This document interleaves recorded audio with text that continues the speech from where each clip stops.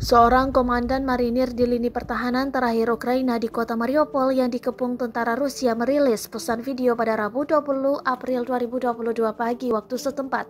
Menurutnya, dia dan anak buahnya hanya punya waktu beberapa jam lagi. Dalam video yang dikirim ke BBC dan media lain, Mayor Serhiy Volina mengatakan pasukannya tidak akan menyerah, namun dia memohon bantuan internasional untuk 500 serdadu yang terluka dan ratusan perempuan dan anak-anak yang bersembunyi bersama pasukannya di sebuah pabrik baja di Mariupol. Ini adalah alamat terakhir kami di dunia. Ini mungkin yang terakhir, mungkin waktu kami hanya tersisa beberapa hari atau beberapa jam lagi, kata Mayor Volina. Pihak musuh mengerahkan unit-unit yang melebihi jumlah kami puluhan kali. Mereka unggul di udara, artileri, pasukan infanteri, mesin-mesin, dan tank-tank, kata Mayor Volina di Komandan Brigadi 36 Marinir.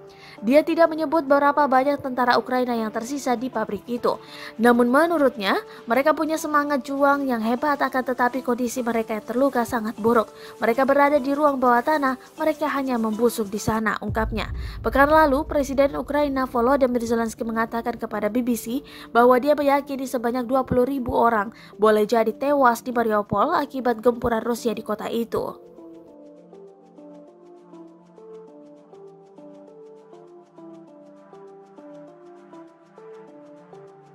Terima kasih sudah nonton. Jangan lupa like, subscribe, dan share ya.